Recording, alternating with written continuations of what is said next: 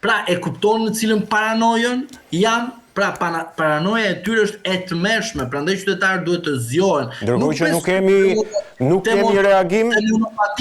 Nuk besoj të monopatinat kape vetëm opozitar. Besoj që kape edhe militant komunist Partisë Socialiste, besoj ta pyesim zotin Proda. Dhe ata militant të Partisë Socialiste ta kuptojnë fare mirë çfarë është kjo me motopatina që ta merr ti pasurinë tënde dhe ta bllokon dhe thotë ty t'jap llogari ty. Kjo është partia juaj e cila do ju marrë me vete dhe do ju çojë atë ku ju nuk e imagjinoni. Përveç kësaj e pe lajmin që Anglia 700 shqiptar, familje shqiptare do të sjellin në Shqipëri.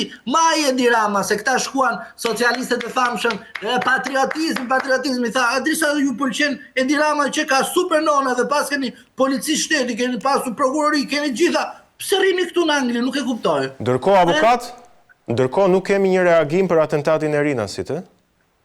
Po pse ti mendo se mbajnë përgjegjësi ata, po tani tallesh tani me mua? Jo, duke qenë se aty ishte i përfshirë edhe një po të ishe ti me motopatin aty, do të kishte arrestuar, do të kishte edhe në tokë. Po të kishte lënë makinën ti aty, do të kishte ardhur policë dhe të bënte moral. Vagabonda polica që bledhin lek gjoba për të mbyllur gropat e kësaj qeverie hajdute. Mirë, se kështu është e vërteta. Dhe policët pastaj flaken si prezervativ në rrugë. Ja themi kështu më mirë, sy për sy dhe ta kuptojnë, si prezervativ ju edhin. Bëja gropën tjetrit, po do të vi tjetrit ta bëj gropën në zotri. Qartë. Po të mendoni ju se keni ligjin edhe jeni mbi ligjin. Ose jeni në ligj dhe zbatoni ligjin, ose do keni pasojë ku ju e shkelin ligjin. Dhe prandaj po ju them, dhe ajo që ndodhi në Rinas, zoti Proda sot duhet ishte të zhveshur nga drejtimi i policisë së shtetit. Bashkë me ata maskare e gjobdhënës polica që janë për rrugë, që mbushin arkat e shtetit për të mbuluar korrupsionin e kësaj qeverie, edhe vetë nuk ja mban prapanica që të më kërkën ato pagat e prapambetura. E na thënë avokat del televizion thonë ai gjë për ne që ç'a të them për ju, që jeni bërë një me policinë e bandave. Tjetër është policia e shtetit, tjetër është policia partisë. Ç'a t'ju them? E fundit që dua të flasim bashkë pa të marrë edhe ty shumë kohë është në vijim të këtij muhabeti të drejtësisë të SPAK-ut. Zoti Berisha në SPAK për 21 janarin që ta qartësojmë si person në dieni, jo si nënhetim apo si i pandehur, që se bëhet shumë zhurmë, po themi mediatikisht për këtë gjë. Unë aplikëm se mora të pandehur më të mbarën punë se këta ta bëjnë edhe këtë që... E pra, do më thënë, si e shef, po themi të ardhme. Shiko, se ka një gjë, a do duhet të shkojnë të gjithë personazhet e lartë të politikës të përfshirë në atë ngjarje si persona në dieni në SPAK, duke përfshirë këtu dhe zotin Rama, a kupton? Lulzim Basha i parë, Ina Rama, Edi Rama, Tom Doshi, Sajmir Tahiri, mos gaboj Erion Velia ka qenë, nuk e di, po edhe Erion Velia, gjithë ata të cilët ishin edhe nga krau brenda edhe jashtë, edhe Agron Malaj, i cili ishte kryetari i Bashkisë së Matit nga Partia Socialiste dhe ishte në vijën e parë të ngjarjes. Edhe pastaj e bërën deputet. Pra, nuk mundi zotri të më thosh, vrasja 21 janar ndodhi nga Saliu, ku ndërkohë ai që ka qenë në vijën e parë ka qenë kush? Ai që sot është i Partisë Socialiste. Tani, o duhet të jesh shumë idiot, po kur flas idiotësia është në kulm, sepse nuk e mundësi të logjikosh, o diçka nuk shkon mirë, sepse unë në 21 janar kam kuptuar që të gjithë ata njerëz të cilët kanë qenë në 21 janar sot i ke të privilegjuar zotri. Ku e ke zonjën Ina Rama? Në antare komision të pavarur të apelimit, pavarur. Gjithsesi, të apelimit, të gjyqtarit. Ku e ke sot zotin Agron Malaj, deputet Parlamentit Shqiptar në përkar kryetar. Pra, vetëm këto të vogla ti mund të kuptosh çfarë po bëhet. Dhe sigurisht duhet shkojnë të dëshmojnë të gjithë. Po, kemi vrasje, po e di çfarë kemi? Kemi dhe kryengritje paralel. Kush e organizoi zotri? Kush e çoi qytetarët shqiptar në vrasje? Se si çova unë, i çova ajo mungesa e famshme, nuk ishim demokracinë atëherë, se tani të lulëzojmë nga demokracia edhe nga zhvillimi ekonomik. Edhe kemi bërë eksodin më të madh të shqiptarëve në jashtë shtetit. Pra, çfarë ndodh? Do ajo pikërisht që kemi thënë vazhdimisht, që sot të nderuar jemi në një situatë kur qytetarët shqiptar duhet të reflektojnë sepse jemi bërë statistika për të huajt dhe për në Shqipëri jemi bërë statistik se si do të përfundojmë, mos them një fjalë sepse nuk duhet të ulim nivelin dhe ta çojmë gremin. Prandaj them që ne sot duhet të kujdesemi dhe duhet të mbrojmë veten tonë duke mos u bërë viktim e lojës së Edi Ramës që erdhi për atë demokracinë e famshme të munguar dhe sot i ka katandisur të gjithë burgaxhi nga 2013 deri më sot. Pra e kupton diferenca dhe 21 janari çfarë është? Është loja e fundit që Dumani bën për të shpëtuar nga ajo që ne themi gjithmonë nga presioni i partisë së tij. Zoti Dumani arrestoi Ilir Metën, Zoti Dumani arrestoi Zotin Berisha, Zoti Dumani arrestoi Erion Velin, Zoti Dumani po merr këtë, sepse ta dini ju, për Partinë Socialiste është pothuajse karta e fundit e drejtësisë për të mbaruar atë lojë 12 vjeçare që Saliu që ka i keq dhe Edi Rama që ka i mirë dhe burri i shteti që çua të gjithë të tit në burg. E kuptove tani? Pra, korrupsion ka pas edhe kohën e Saliut, po s'ka pas drejtësi, ndërsa tani ka korrupsion, po ka edhe drejtësi sepse ka vendosur Edi Rama. Pra, e kupton tani se si është loja e famshme? Prandaj them që te 21 janari e vetmja ngjarje, tani komentoni, e vetmja ngjarje që ka zbardhur, na pëlqen apo nuk na pëlqen për drejtësinë konkrete, e vjetër e re nuk na hyn punë, po ne do ta respektojmë sepse është vendim gjyqësor. U hetua, u gjykua, u dënua në kuptimin mori pafajësi, video e famshme i Ilir Metës, i vetmi që u gjykua në atë datë, pra në atë vit të asajt ngjarje, sepse këta për çfarë bërën? Bërën video skandal të stisur, se do ta kuptoj populli këtë gjë.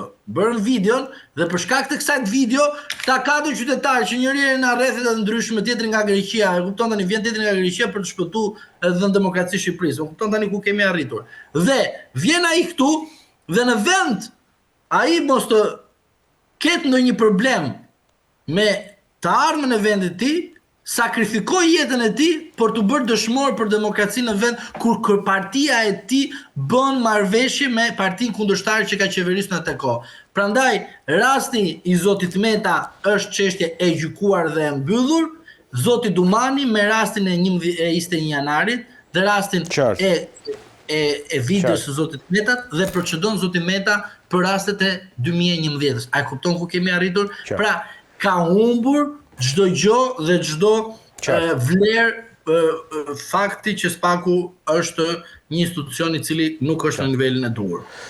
Avokat, unë të falenderoj për bisedën në studio dhe për opinionet. Ju falenderoj shumë për ftesën. Ishim me avokat Gylsen Zhlimen, folëm për disa zhvillimet e aktualitetit politik, një shkëputje dhe rikthehemi për bisedën tjetër. Gati, 3, 2, 1. Mirë, jemi rikthyer në këtë bisedë të dytë, në fakt do të përqendrohemi te Kosova për të diskutuar pak atë se çfarë ka ndodhur dje dhe çfarë pritet të ndodhë në fakt me dështimin e votbesimit të qeverisë Konjufca, duket se vendi po shkon drejt zgjedhjeve të parakohshme, zgjedhjeve të reja, zgjedhje pas zgjedhje, një situatë e tensionuar dhe si do dilet po themi nga kjo krizë. Unë kam kënaqësinë që të kem lidhje drejt për drejt me mua ish deputetin e lëvizjes Vetvendosje Adnan Rustemi për të folur pikërisht për këto çështje. Adnan, të përshëndes dhe faleminderit që jemi së bashku. Faleminderit shumë për mundësinë. Përshëndetje. Po e nisim në fakt nga lajmi, nga ngjarja kryesore që qeveria e propozuar dhe për të votbesuar me në krye Glauk Konjufcën nuk u votbesua në fakt. Mori vetëm 56 vota deputetësh në Kuvendin e Kosovës. Ishte deri diku e pritshme, po themi, megjithatë një tentativë u bë edhe me mandatar Glauk Konjufcën. Tani së pari unë do doja të ndalesha pikërisht te kjo ngjarje dhe të gjitha ato se çfarë ndodhen në Kuvendin e Kosovës, gjitha diskutimet, por edhe diskutimet që patën palët, po themi, pasi përfundoi pikërisht edhe kjo përpjekje. Çfarë mund të më thuash për këtë gjë? Po, natyrisht seanca e djeshme, dje kishin 2 seanca të thirrura. Në pjesën e parë të ditës që thirru seanca e zakonshme me disa pika të rendit ditës që ndërlisin me adresimin e disa nevojave imediate për Kosovën, siç ishte miratimi i buxhetit për vitin e ardhshëm miratimi i planit të rritjes me Bashkimin Evropian dhe disa marrëveshje ndërkombëtare që bëhet fjalë për qindra miliona euro për të përfituar Kosova. Natyrisht opozita e bojkotoi seancën e parë, nuk mori pjesë dhe e pamundsoi kalimin e buxhetit duke rreziku shtetin e Kosovës nga një kolaps financiar, sepse siç e dim këtu në Kosovë, në rast të mosmiratimit të buxhetit për vitin pasus, vetëm 2 muajt e parë mund të kemi një mundësi të alokimit të shpenzimeve, ndërkohë që nga 1 marsi nëse s'ka buxhet të miratuar, futemi në një krizë financiare ku nuk do të kemi as paga për shërbysit publike, as pensione, do flasim edhe për buxhetin, do vinë edhe te buxheti. Po, ndërkohë në pjesën e dytë të ditës kishim seancën për votimin e qeverisë Konjufsa. Ishte dita fundit e afatit 15 ditor nga momenti i mandatimit nga presidenti i Republikës. Gjitha këto ishin natyrisht përpjekjet tona për të krijuar qeverinë dhe për të krijuar institucionet dhe për të shmangur, siç e kemi thënë publikisht, 2 pol zgjedhje në më pak se 3-4 muaj, sepse në pranverën e hershme të vitit të ardhshëm ne do të kemi sfiden për të zgjedhur presidentin ose presidenten e Republikës dhe kësaj ne ofruam, jo pse nuk donim ose nuk ishim të gatshëm ose të interesuar për zgjedhje të parakohshme, por thjesht besonim që nuk është as e dobishme, as e drejtë, madje edhe dëmton edhe buxhetin shtetëror të Kosovës, duke mbajtur 2 pol zgjedhje në një periudhë më pak se sa 4-5 muajsh, dhe ishim të interesuar për një qeveri të kufizuar në kohë që miraton buxhetin dhe merr këto vendime të cilat ishin në rendite dje dhe natyrisht në mars të vitit të ardhshëm shkojmë në zgjedhje të parakohshme dhe dalim para qytetarëve. Por opozita refuzoi, domethënë, edhe qeverinë Konjufsa siç kishte bërë edhe me qeverinë Kurti dhe ishte rrjedhoi e një plani të menduar mirë nga opozita si strategji e veprimit politik për ta bllokuar vendosjen që nga 15 prill i këtij viti, domethënë. Ne në fakt, domethënë, cila është, po themi, rruga që ngelet tani për të bërë pasi dhe kjo, po themi, dështoi? Tashmë nuk ka rrugë tjetër përveç zgjedhjeve të parakohshme, jo vetëm si kërkesë politike, por edhe si rrjedhoj kushtetuese dhe juridike. Kuvendi i Kosovës ka pushuar së ekzistuarin, domethënë nga mbrëm, nga sot. Kuvendi i Kosovës shpërndahet me automatizëm praktikisht nga në momentin kur dështon zgjedhja e qeverisë pas përpjekjes së dytë në afatet të përcaktuara. I mbetet presidentës së Republikës për ta konfirmuar shpërndarjen e kuvendit dhe për të filluar konsultat me partitë politike për ta caktuar datën e zgjedhjeve. Tashmë presidenti i Republikës i ka ftuar liderët e partive politike, sot do të kenë takime dhe do të definohet data e zgjedhjeve. Nuk ka asnjë opcion tjetër, domethënë. Në fakt, përpara se të shkojmë tek zgjedhjet e parakohshme, arsyetimet e liderëve të opozitës, të cilët nuk e votuan, nuk e votbesuan, po themi, qeverinë Konjufsa, a janë bindse edhe për opinionin publik? Jo në asnjë mënyrë, domethënë opinioni publik në Kosovë ka shumë të qartë që opozita aktuale është e bashkuar, e shpeshherë e sinkronizuar aty ku nuk do që të duket të bashkuar për arsye krejtësisht pragmatike politike. Domethënë është e sinkronizuar me njëra tjetrën në përpjekjen e tyre për ta bllokuar Albin Kurtin. Domethënë ata nuk e fshehin dot, domethënë kemi një lloj politikbërje në Kosovë, do ta quajmë në negacion. Domethënë partitë politike opozitare nuk kanë alternativë, madje as nuk e thonë që kemi mundësi ose duhet të fitojmë, thjesht thonë që Albin Kurti nuk do të jetë dhe nuk do të jetë kryeminist. Domethënë gjithë angazhimin e tyre nga 15 prilli i këtij viti e deri më dje, e duket se do ta vazhdojnë në mënyrë të sinkronizuar edhe në zgjedhjet e ardhshme parlamentare, janë kundër Albin Kurtit dhe kundër vendosjes. Domethënë ata e kanë dëshmuar gjatë kësaj periudhe që janë të gatshëm ta bllokojnë shtetin e Kosovës për ta bllokuar Albin Kurtin dhe vendosjen. Janë të gatshëm ta lënë vendin pa buxhet, janë të gatshëm të lënë qytetarët pa paga, pa pensione dhe pa asistencë sociale, vetëm për ta bllokuar Albin Kurtin. Dhe natyrisht në këtë përpjekje që për bindjen time të kohë, të pashpresë, por megjithatë dëm po shkaktojnë, janë edhe bashkë me listën serbe, si shihej edhe dje në seancën e Kuvendit të Kosovës. Dhe duket se këtë linjë do ta ndjekin edhe më ashpër dhe në zgjedhjet e ardhshme, kurdo që ato do të mbahen në këtë vit, dhe që asnjëherë më qartë, le të themi, edhe në kuptimin e shpërfaqjes së qëndrimeve të veprime politike, qytetari i Kosovës nuk e ka pasur për të përcaktuar opsionet. Në tanë Kosovë aktualisht janë vetëm dy linja politike, janë në njërin anë Lëvizja Vendosje me partnerët të saj Guxo dhe Alternativa, dhe natyrisht deputetët e komuniteteve jo shumicë jo serbe, të cilët e kanë përkrahur natyrisht edhe krimin e qeverisë Kurti dhe Konjusa, dhe në anën tjetër janë PDK, LDK, AK, Nisma dhe lista serbe. Do të thonë tashmë këto dy linja e konceptojnë, le të themi, edhe skenën politike në Kosovë, edhe alternativat elektorale dhe natyrisht të ardhmen e shtetit Kosovës. Prandaj presim qytetarët e Kosovës të shkojnë në njërin anë Qartë. të qasje bllokuese të opozitës, dhe në anën tjetër në mënyrë masive të japin mundësinë vendosjes që mos të varet nga vota të tilla në pas zgjedhjeve të ardhshme. Të kemi një shumicë solide që na garanton krijimin e qeverisë dhe krijimin e institucioneve pa u varur nga parti tjera.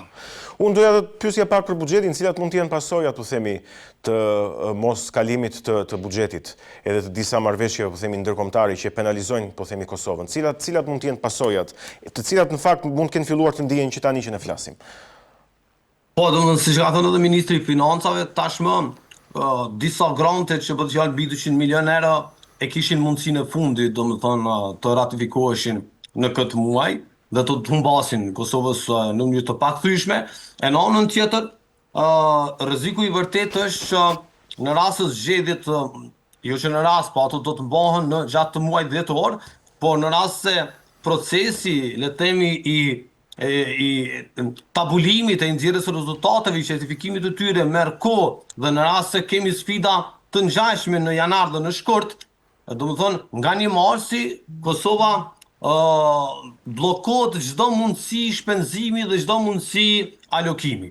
Domethënë, nga 1 marsi vitit tashëm, nëse nuk ka buxhet të miratuar ose të paktën një vendim të kuvendit për ta shtyr këtë periudhë,